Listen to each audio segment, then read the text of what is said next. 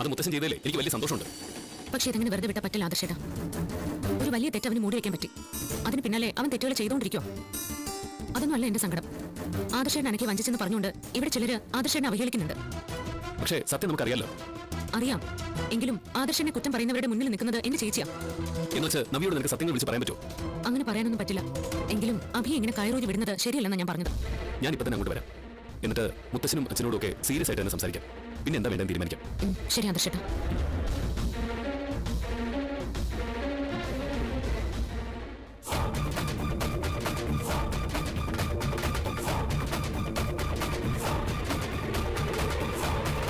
എന്നോട് അർജന്റായി വരാൻ പറഞ്ഞത് അബിയുടെ കാര്യത്തിൽ ഒരു തീരുമാനം എടുക്കാനാണ്. എന്താ ചെയ്യേണ്ടത്? എന്റെ സ്വഭാവം അനുസരിച്ചാണെങ്കിൽ അവനെ ഈ വീട്ടിൽ തന്നെ പുറത്താക്കേണ്ടതാ. ഇനി അതിന് കഴിയില്ലോ അച്ഛാ. നവ്യയുടെ കാര്യം നമ്മൾ ആലോചിക്കണ്ടേ? അതുകൊണ്ടാണല്ലോ ആദർശം നേരമോളൊക്കെ ഇത്രത്തോളം സഹിച്ചും ക്ഷമിച്ചൊക്കെ പോകുന്നത്. ജീവിതത്തിൽ എന്നെ ഇതുപോലെ പരീക്ഷിച്ചവർ ആരുമില്ല. പറഞ്ഞിട്ട് കാര്യമില്ല. ജലജയുടെ സ്വഭാവം സഹിക്കാൻ വയ്യാതെ കുട്ടിക്കാലത്ത് തന്നെ അച്ഛൻ കളഞ്ഞിട്ട് പോയി. പിന്നെ അച്ഛനില്ലാത്ത കുഞ്ഞിലെന്ന് കരുതി അവന് കൂടുതൽ സ്വാതന്ത്ര്യം കൊടുത്തു. അവന്റെ അമ്മ അനാഥയാണെന്ന് പറഞ്ഞ് സ്നേഹം കൊടുത്ത പോലെ. ഇനി അവന് ജ്വല്ലറിയുടെ ഒരു ചുമതല ഏൽപ്പിക്കാൻ പറ്റത്തില്ല. ഇപ്പൊ തന്നെ ഞാൻ മാനേജറോട് പറഞ്ഞത് എല്ലാ കാര്യങ്ങളും ശ്രദ്ധിക്കണമെന്ന്. പക്ഷേ പല വിട്ടുവീഴ്ചകളും ചെയ്തു കൊടുത്തു. അതാ എല്ലാം തകരാറിലാക്കിയത്. ഞാൻ അയാളെ വിളിക്കുന്നുണ്ട്. സ്ട്രിക്റ്റ് ആയിട്ട് കാര്യങ്ങൾ സംസാരിച്ചോണം. അതുപോലെ തന്നെ ഇനി അവനോട് നേരിട്ട് കാര്യങ്ങൾ പറയണം. അവൻ അവിടെ ഒരു റബ്ബർ സ്റ്റാമ്പായിട്ട് ഇരുന്നാൽ മതിയെന്ന്. അത് ഞാൻ പറഞ്ഞോളാം മുത്തശ്ശ. ഓണ വരുന്നത് ഷട്ടർ ഇട്ട് ആൾക്കാരെ നിയന്ത്രിച്ച് സെയിൽ നടത്തേണ്ട സാഹചര്യം ഉണ്ടാവും. അത്രയും സെയിൽ കൂടുന്ന സമയത്ത് തിരിമറി നടത്താൻ എളുപ്പമാണ്. മോനെ, ആ ജ്വല്ലറിൽ നിനക്ക് ആരെങ്കിലും സംശയം ഉണ്ടെങ്കിൽ അവരെ എത്രയും പെട്ടെന്ന് മറ്റെവിടേക്കെങ്കിലും മാറ്റിയേക്കണം. എന്നിട്ട് നമുക്ക് വിശ്വാസമുള്ളവരെ മാത്രം അവിടെ വെച്ചാൽ മതി. ശരിയല്ല സാർ. 2 കൊച്ചുമക്കളെ ചുമതല ഏൽപ്പിച്ചു. നിന്റെ മോന് 3 ബ്രാഞ്ചിന്റെ മേൽനോട്ട് ഏൽപ്പിച്ചിരിക്കുന്നു. അവിടെ പിന്നെ നല്ല മാനേജർ ഉള്ളതുകൊണ്ടും അനി സത്യസന്ധനായതുകൊണ്ടും ഇത്തരം കുഴപ്പങ്ങളൊന്നുമില്ല. എങ്കിലും അവൻ കുറച്ചുകൂടി ആക്റ്റീവായാൽ നിന്റെ ജോലി ഭാരം കുറയില്ല മോനെ. ഞാൻ അവനോട് പറഞ്ഞോളാം മുത്തശ്ശ. പക്ഷേ അനാമിക വന്നതോടെ അവന്റെ മൈൻഡേ മാറിപ്പോയി. അവൻ ഇനി ബ്രാഞ്ചിലേക്ക് പോയില്ലെങ്കിലും കുഴപ്പമൊന്നുമില്ല. പക്ഷെ കള്ളനായ ഒരുത്തൻ നമ്മുടെ ഒരു ബ്രാഞ്ചിനെയും താല്പര്യത്തിരിക്കാൻ പാടില്ല. മുത്തശ്ശൻ പറഞ്ഞതുപോലെ ഞാൻ അവനെ ഇനി വേറെ നോക്കുകുത്തിയാക്കിക്കോളാം.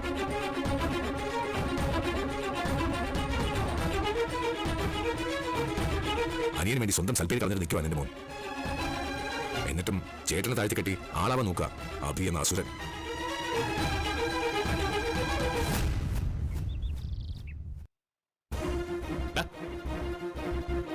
ഒരു ബ്രാഞ്ച് നിന്നെ ഏൽപ്പിക്കണമെന്ന് പറഞ്ഞ് നീ ബഹളം വെച്ചോണ്ട് നടന്നല്ലേ? എന്നിട്ട് അവിടെ നിന്നെ തരം താഴ്ത്തി എന്നൊരു പറച്ചിലുണ്ടായിരുന്നല്ലോ. ഇപ്പൊ എന്തായി?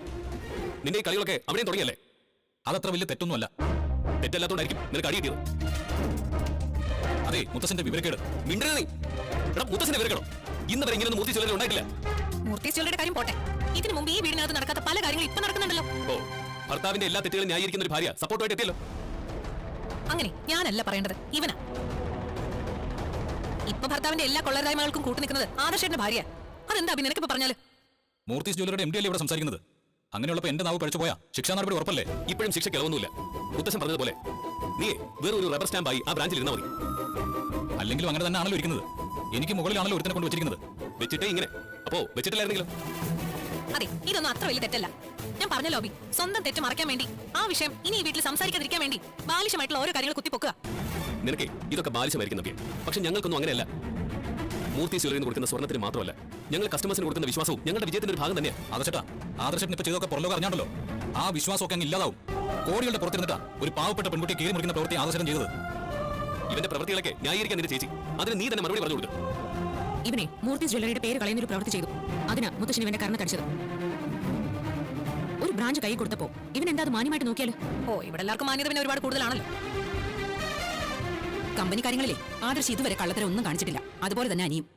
എന്റെ അമ്മായി, അനിയാണെങ്കിൽ അവന് കൊടുത്ത ബ്രാഞ്ചിലേക്ക് പോവാറ് പോലും ഇല്ലെന്ന് ഞാൻ അറിഞ്ഞത്. അവൻ അതിലൊന്നും വലിയ താല്പര്യമില്ല. ഓ, ഇവന് വലിയ താല്പര്യമാണല്ലോ വളഞ്ഞ വഴിയിലൂടെ കാശ് സമ്പാദിക്കാൻ. ഞാൻ ഈ വീട്ടിലെ മുടിയനായ പുത്രനാണ് അമ്മായി. അത് ഞാൻ സംഭവിച്ചു. അതുകൊണ്ട് നിങ്ങളൊക്കെ നാവിന് ഇതൊക്കെ വരുള്ളൂ. അല്ല, ഞാനൊരു കാര്യം അമ്മയോട് ചോദിക്കട്ടെ.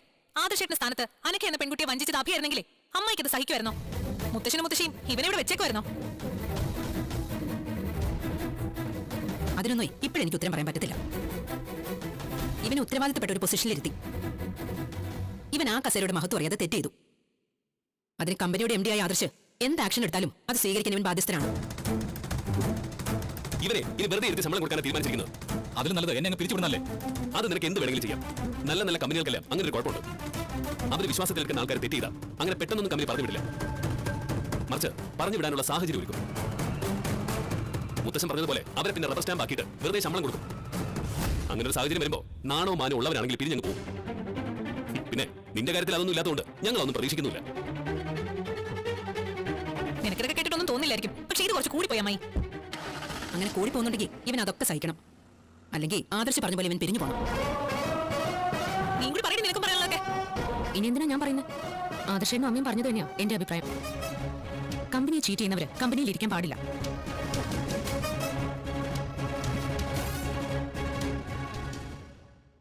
എന്തിനാ അഭിയേട്ടാ ഇനി മടിച്ചു നിൽക്കുന്നേ? ഇവിടെ ചന്തുമോൾ എന്നൊരു കുട്ടി ഉണ്ടെന്ന് എല്ലാവർക്കും അറിയാം. എന്നാ ആ കുട്ടി വന്ന വഴി ആർക്കും അറിയില്ല. ആ വഴി തുറന്നിടണം. അറിയാത്തവരൊക്കെ ചന്തുമോൾ ആരാണെന്ന് അറിയണം. പറഞ്ഞതുപോലെ അത് നാട്ടുകാരെ അറിയിച്ച എന്താ കുഴപ്പം? നിന്നെ വേറൊരു റബ്ബർ സ്റ്റാമ്പ് ആക്കിയ സ്ഥിതിക്ക് നീ പ്രതികരിക്കണം മോനെ.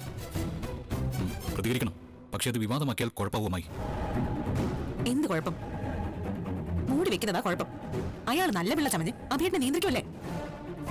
ശരിക്കും അയാളെക്കാൾ നല്ല പദവിയിൽ ഇരിക്കുന്ന ആളല്ലേ അഭിയേട്ടൻ? കണ്ടോ, മോള് പോലും അങ്ങനെ ചിന്തിക്കുമ്പോ ഇനി എന്തിനാ ഒരു താമസം? നിനക്ക് ഒരുപാട് ചാനലുകാരെ പരിചയമുണ്ടല്ലോ. അതിൽ ആരോടെങ്കിലും ഒക്കെ പറഞ്ഞാൽ മതി. അവർ പൊടിപ്പും തൊങ്ങലും വെച്ച് ഈ സംഭവം വാർത്തയാക്കിക്കോളും. അനന്തപുരി തറവാട്ടിൽ അവിഹിതത്തിൽ ഒരു കുഞ്ഞുണ്ടായെന്ന് എല്ലാവരും അറിയട്ടെ. ആദർശിന് കല്യാണത്തിന് മുമ്പ് ഒരു കാമുകി ഉണ്ടായിരുന്നെന്നും അതിലൊരു കുഞ്ഞുണ്ടെന്നും പുറലോകം അറിഞ്ഞെങ്കിൽ മാത്രമേ നിന്നെ തരം താഴ്ത്തുന്നവരൊക്കെ ഒരു പാഠം പഠിക്കൂ. അഭിയേട്ടൻ അത് ചെയ്തില്ലെങ്കിൽ ഞാനത് ചെയ്യും. ഞാൻ ഇതിനെപ്പറ്റിയൊക്കെ ആലോചിക്കാതിരുന്നില്ല. പിന്നെ അതൊക്കെ വലിയ തലവേദന ആവുന്നൊരു ഭയം. നീ എന്തിനാണ് അങ്ങനെ ഭയക്കുന്നത്? ഈ വാർത്ത പുറത്തു വിട്ടു കഴിഞ്ഞാലേ നിന്നെ കുരുക്കാൻ ഇതുപോലെ എന്തെങ്കിലും സംഭവങ്ങൾ ആദർശിന്റെ കയ്യിലുണ്ടോ? ഏയ്, അങ്ങനൊന്നുമില്ല. പിന്നെ നീ എന്തിനാണ് പേടിക്കുന്നത്? എനിക്കും പരിചയമുണ്ട് ചില ചാനലുകാരൊക്കെ. ഞാനിടയ്ക്ക് അവരോട് ഈ കാര്യം പറയണമെന്ന് കരുതിയെങ്കിലും പിന്നെ അമ്മ ഓർത്തിട്ടാ വേണ്ടെന്ന് വെച്ചത്. ഇനി എന്നെ ഓർക്കണ്ട മോളെ. അവൻ മാത്രം അങ്ങനെ മാന്യനായി നടന്നാൻ പറ്റില്ലല്ലോ. അതെ അതെ, അവൻ മാത്രമല്ല, അവന്റെ അമ്മ ഇപ്പോ മോളെ ഉൾപ്പെടെ കൊച്ചാക്കാൻ നോക്കുന്നില്ലേ? അങ്ങനെ ഒരു സാഹചര്യത്തിൽ നമ്മുടെ തട്ടിന് ബലം കൂട്ടാൻ നമ്മൾ വേണ്ടത് വേണ്ട സമയത്ത് ചെയ്തേ പറ്റൂ. ആ ശരി, ഞാൻ ഒന്നുകൂടെ ആലോചിക്കട്ടെ. എടാ, ഇക്കാര്യത്തിൽ ആലോചിക്കാനൊന്നുമില്ല ബി. നീ ഏതെങ്കിലും ചാനലുകാരെ ഇത് അറിയിക്കണം. അത് നീയാണ് പറഞ്ഞതെന്ന് പുറത്ത് പറയാതിരുന്ന പോരെ? അങ്ങനെ ചെയ്യാൻ പറ്റൂ. എനിക്ക് പരിചയമുള്ള ചാനലുകാരോട് ഈ വിവരം പറയാം. ബാക്കിയൊക്കെ അവർ അന്വേഷിച്ച് കണ്ടെത്തിക്കോളും. ഈ അനക്കയുടെ വീട്ടിലേക്ക് പോയാൽ അവളുടെ അയൽക്കാർ കൃത്യമായിട്ട് കാര്യങ്ങൾ അവതരിപ്പിക്കും. അവിടുന്ന് അവര് അനക്കയുടെ ഫോട്ടോയും എടുത്ത് പിന്നെ ചന്തുമോളുടെ ഫോട്ടോയും എടുത്ത് നമ്മൾ പറയുന്ന വാർത്തകളൊക്കെ ചാനലിലൂടെ ജനങ്ങളെ അറിയിക്കട്ടെ. അതിലൂടെ മൂർത്തി ജ്വല്ലറിയുടെ പേരാണ് ഇല്ലാതാവാൻ പോകുന്നത്. എടാ, ജ്വല്ലറിക്ക് പേരുണ്ടായിട്ട് നിനക്ക് എന്താണ് കാര്യം? മോൾക്കും പ്രയോജനമൊന്നുമില്ലല്ലോ. ആകെ തഴച്ചു വളരുന്നത് ആദർശം അവന്റെ പെണ്ണ് മാത്രമാണ്. ശരി, പിഴവില്ലാതെ ഞാനത് കൈകാര്യം ചെയ്തോളാം. മോളെ, അബി അത് ചെയ്തില്ലെങ്കിൽ മോൾ ചെയ്യണം. അങ്ങനെ ഈ വീടിനകത്ത് ആരും തമ്പുരാനെ തമ്പുരാട്ടി ആവണ്ട. തെറ്റ് ചെയ്തവന് ഒരു കമ്പനി ഭരിക്കുവാണ്. ജാനകി, നിന്റെ മോനാണ് അനി. അവനത് 3 ബ്രാഞ്ച് കൊടുത്തിട്ടുണ്ട്. അവനത് നോക്കാതെ നന്ദുവിന്റെ പിന്നാലെ നടക്കൂലേ? ഇതൊന്നും ചെയ്യാതെ എന്നും ബ്രാഞ്ചിലേക്ക് പോകുന്ന എന്റെ മോന് മുകളിൽ ഒരു മാനേജർ കൊണ്ടുവച്ചിരിക്കുന്നു. അതിന് പിന്നാലെയാണ് അവനെ നോക്കുകുത്തിയാക്കുന്നു പറയുന്നത്. അപ്പൊ പിന്നെ അവൻ ഇത്രയെങ്കിലും ചെയ്യണ്ടേ?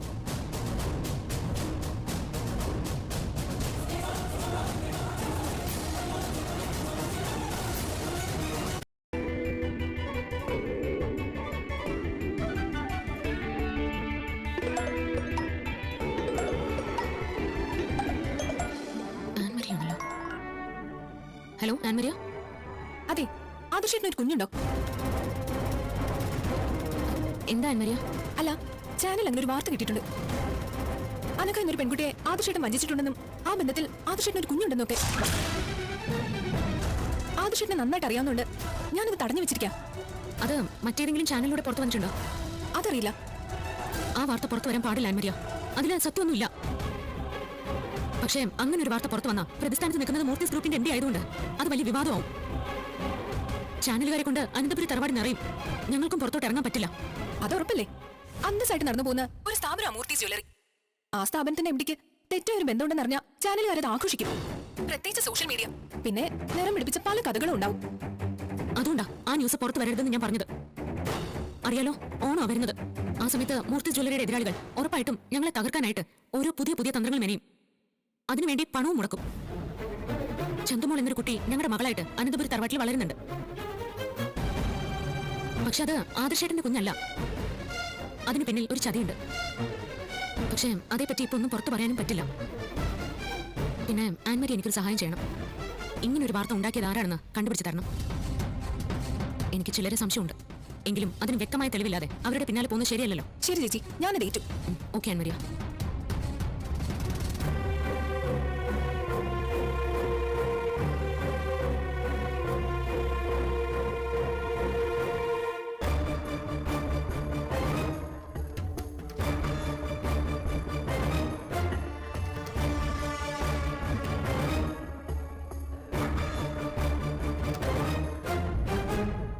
അനഘയും ആദർശേനും തമ്മിലുള്ള ബന്ധവും ചന്തമോളുടെ വിവരങ്ങളും ആരോ ചാനലിന് ചോർത്തി കൊടുത്തിട്ടുണ്ട്.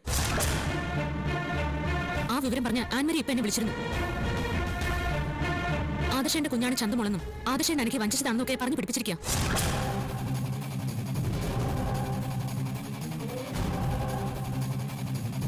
എന്നാലും ആരായിരിക്കും ഇങ്ങനെ ഒരു ചതി ചെയ്ത്? മൂർത്തി ജ്വല്ലറിയെ പറ്റിയുള്ള വാർത്തകൾ മിക്കപ്പോഴും സോഷ്യൽ മീഡിയയിലൊക്കെ നിറയുന്നുണ്ട്. എന്റെ ഡിസൈൻ പോലും ജനങ്ങൾ ഏറ്റെടുക്കുന്നത് അങ്ങനെയാണ്. പക്ഷേ ഇത്രയും നാളും മാധ്യമങ്ങൾ നല്ലത് മാത്രമേ ഈ സ്ഥാപനത്തെ കുറിച്ച് പറഞ്ഞിട്ടുള്ളൂ. നമ്മുടെ ജ്വല്ലറിയെ കരിവാരി തേക്കുന്ന ഒരു വാർത്ത പോലും ഇന്ന് വരെ പുറത്തു വന്നിട്ടില്ല. മുമ്പൊരിക്കൽ ബാറിൽ കിടന്ന അഭിയും കൂട്ടുകാരൻ തല്ലുണ്ടാക്കിയായിരുന്നു. അന്ന് അത് ചാനലുകാരെ കൊട്ടി ഘോഷിച്ചതാ. അനന്തമൂർത്തിയുടെ കൊച്ചുമകന്റെ ലീലാവിലാസങ്ങൾ എന്ന് പറഞ്ഞ് അന്ന് വാർത്തയൊക്കെ ആയതാ. പക്ഷെ അത് തുടക്കത്തിലേ തറഞ്ഞു. ഇവിടെ പ്രതിയാക്കപ്പെട്ടിരിക്കുന്നത് ആദർശേണ്ണ. അതുകൊണ്ട് വാർത്തയുടെ ശക്തിയും കൂടും. അത് ഉറപ്പല്ലേ? ഈ വാർത്ത ലീക്കൗട്ടായോ? ഇതുവരെ പുറത്തു പോയില്ലെന്നാ ആൻമരി പറഞ്ഞത്. ചെറിയൊരു സ്പാർക്ക് കിട്ടിയാൽ മതി, പെട്ടെന്ന് ആളി പടരും. ഈ വാർത്ത തടയണമെന്ന് ഞാൻ ആൻമരിയോട് പറഞ്ഞിട്ടുണ്ട്. അത് മാത്രം പോരാ, അവിടേക്ക് നമുക്ക് ഇപ്പൊ തന്നെ പോകണം. ഇതിന്റെ പിന്നിൽ ആരാണെന്ന് അറിഞ്ഞേ പറ്റൂ. മിക്കവാറും നമ്മുടെ കുടുംബത്തിലുള്ളവർ തന്നെയായിരിക്കും ഇതിന്റെയൊക്കെ പിന്നില്. അത് തന്നെ എന്റെ വിശ്വാസം. എനിക്കാണെങ്കിൽ കുറച്ച് തിരക്കുണ്ടായി പോയല്ലോ. 1-2 ക്ലയൻസ് ഇപ്പൊ വരാന്ന് പറഞ്ഞിട്ടുണ്ട്. ആദർശമായിട്ട് വിഷമിക്കണ്ട, ഞാൻ പൊയ്ക്കോളാം. പിന്നെ ഇപ്പൊ പോലീസിന്റെ സഹായം നമുക്ക് കിട്ടുമല്ലോ. നന്ദുവിനോട് ഒരു വാക്ക് പറഞ്ഞാൽ മതി, അവൾ അതിന്റെ പിന്നാലെ പൊയ്ക്കോളും. അഭിയെ സംശയിക്കണം, അതുപോലെ തന്നെ അനാമികയെ. അഭി തെറ്റുകാരനാണെന്ന് അവനറിയാം. അതുകൊണ്ട് ഇങ്ങനെ ഒരു വാർത്ത സൃഷ്ടിക്കാൻ അവൻ ശ്രമിക്കൂ. ഒന്നും പറയാൻ പറ്റില്ല. അവനെ ഇപ്പൊ ഒരു അധികാരമില്ല, എല്ലാം ജെയിംസിന്റെ കൺട്രോളില്ല. അതിന്റെ ദേഷ്യം അവൻ എന്തായാലും ഉണ്ടാവും. അതുകൊണ്ട് എന്റെ മുഖത്തടിക്കാൻ ഒരു അവസരം കിട്ടിയാൽ അവനത് ഉറപ്പായിട്ട് മുതലാക്കും. അത് മലർന്നിടന്ന് തുപ്പുന്നതിന് തുല്യം ആദർശേട്ടാ. അവന് വേണ്ടി വലിയൊരു ത്യാഗം ആദർശേട്ടൻ ചെയ്തിരിക്കുന്നത്. എന്നിട്ടും അവൻ നേർവഴിക്ക് നടക്കുന്നില്ലെങ്കിൽ പിന്നെ അവനെ നടത്തിച്ചേ പറ്റൂ. ഇനി അവന്റെ തെറ്റുകൾക്ക് നേരെ കണ്ണടച്ചാ പിന്നെ നമുക്കൊരു ജീവിതം ഉണ്ടാവില്ല. ഞാൻ എന്തായാലും ഒന്ന് ആൻമരിയെ കണ്ടിട്ട് വരാം.